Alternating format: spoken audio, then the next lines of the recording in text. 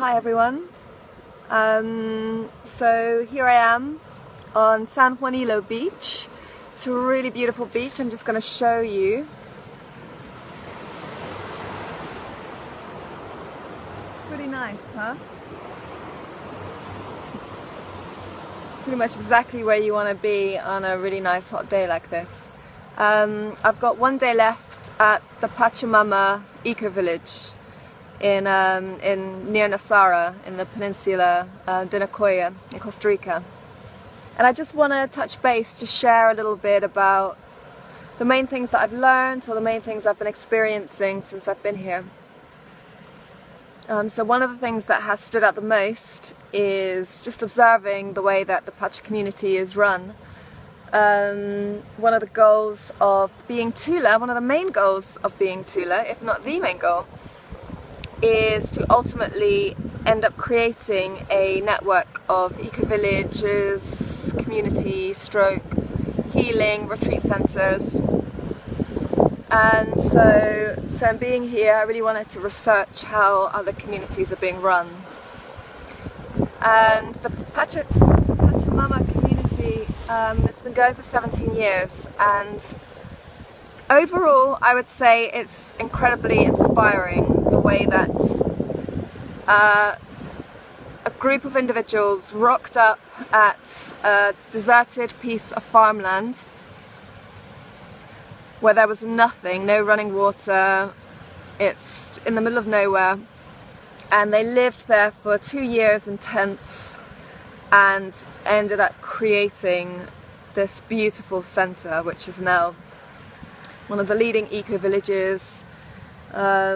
It's a really shiny hub for people all over the world to come and participate in various workshops and retreats and healthy living more in connection with nature and so on. So on the whole, I feel they've done pretty good, and that yeah, they are definitely providing a light in the world at this time of alternative, healthy, beautiful ways of living. On the negative side, I have observed some undercurrents of old paradigm thinking happening in the community. Undercurrents of fear, competition, fear of loss, needing to gain a little bit of a focus perhaps on money. Yeah, these kind of old paradigm issues of competition and that, and also like the need of suffering to grow, that suffering is just an absolute part of growth, that actually it is necessary to grow, that it is necessary for us to be completely disorientated and challenged, and for the ego to be smashed for any growth to happen. And that doesn't wash in the new time energy on the planet, for me personally. I don't think so. I think that suffering can be a part of growth and healing. I think it really depends on how we view things. I think it doesn't have to be. I feel that growth rather can also happen by providing a really clear space for somebody that feels really safe in an environment that promotes clarity and harmony and upliftment. There's healing, the same as any kind of spiritual growth, personal development. There's many ways that it can unfold, and we have limiting ideas about it, and the idea that we have to suffer is an old construct. It's the reality of consciousness and energy is infinite. There are no rules around it. It's just as expansive as what your heart and your spirit can go, really.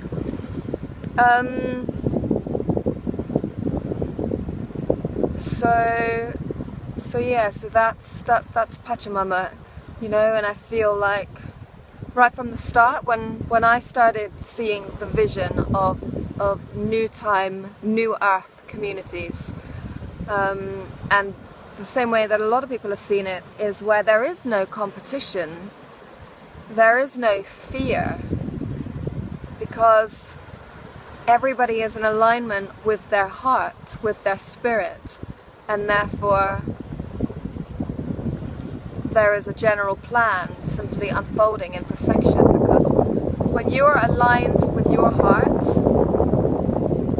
because the heart is the gateway to spirit, and because our spirits are all connected, when you're aligned with your heart, you are also working for the whole. Our spirits can see the whole greater plan. So everybody just in alignment with that and working together for a greater vision, I believe, creates harmony.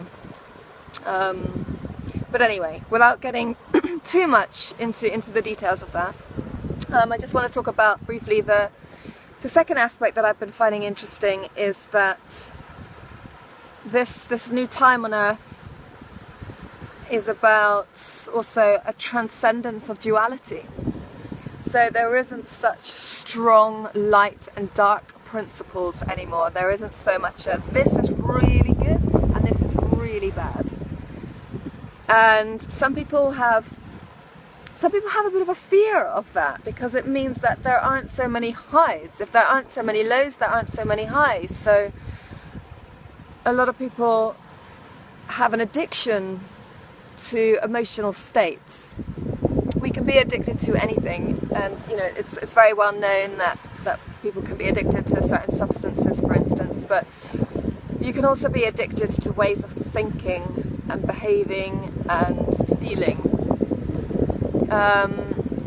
And a lot of people are actually very addicted to feeling states, emotional states. Like people feel that if they don't feel really strongly about something, that somehow that's not living. That life is about feeling really strongly. And I do agree with that to an extent, that being human is about feeling. So it's not about disconnecting from emotions that a lot of these spiritual practices seem to suggest, that you come to this place of detachment from everything. That is also quite an old paradigm concept. This kind of version of spirituality where we just rise upwards through the chakras and out and connect with source, and we no longer, we feel completely indifferent as to what is happening on earth and in our bodies and in our lives. That's an old age concept. Where we are right now is about bringing spirit and body together, bringing heaven and earth together, bringing heaven down to earth and allowing heaven to ascend. Allowing heaven to ascend. No, that's not what I mean. Bringing heaven down to earth and allowing earth to ascend. Bringing spirit into our bodies, allowing the body to rise in vibration, to ascend. So there has to be this meeting. So it's not about detaching. So it is about feeling and really engaging with what is happening here on this earthly level. However, there is a greater balance, because heaven and earth, mind, body, spirit are coming together. There is a balance, which means that emotionality is not so strong, because strong emotions are a product of the way that we think about things, are a product of the mind, in fact, and that is a mind that is rooted in illusion. It's not rooted in divine perception. It's not rooted in spirit. So there's a transcendence of duality occurring, and I've been noticing that here. Whereas in the past, I would come to a paradise like this and I'd be like, oh, look at the butterflies, and oh wow, it's a hummingbird, and then I would see a spider and I'd be like, ah, it's a spider, and like such extreme reactions. Now I'm like, these butterflies are really beautiful. Hummingbirds, gorgeous animal. I can feel their spirit, I can appreciate their vibration and what they are carrying, what they are contributing to Earth. And then I see a spider that I used to fear. I used to have a very strong fear of spiders. And now I'm like, okay, I don't have, it's not the same response as what I have to the butterflies and the hummingbirds. I don't get the same kind of, probably, you know, a bit of endorphin release, or maybe my pupils expand. I'm not seeing something that I consider beautiful, but there's not a strong reaction against it either. It's okay. Okay, there's a spider. There's a big black spider. Okay, it's alright. Hello, hello. You know, there's you as well. There's your vibration. There's what you're bringing to Earth. So everything is starting to even out. And you know, when I was in the UK, I was freezing cold, and I felt called to come to Costa Rica. It felt right. It wasn't an escape. It wasn't a I want to get to paradise. It was a very balanced feeling from my heart. This is where I'm being called. And now I'm in Costa Rica, and I'm like, okay, I'm in Costa Rica. I'm hot. It's sunny. There's beautiful nature around me. You know, I'm not on some high, like, wow, woohoo, now I'm here, and yay, I got away from the UK. It's like, I was there, now I'm here. Okay. There are not these strong reactions, and to begin with I felt a little bit disconcerted or concerned, like, you know, am I not appreciating it? Am I taking something for granted, or am I, you know?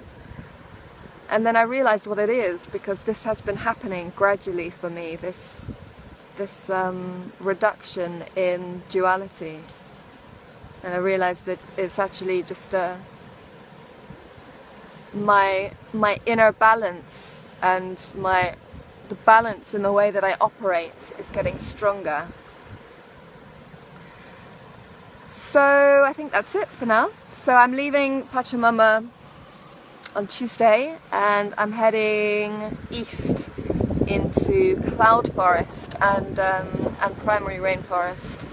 I'm going to check out some waterfalls, and yes, I am going to hunt for more butterflies and hummingbirds, and experience a different side of Costa Rica than this very held community that's here at Pachamama.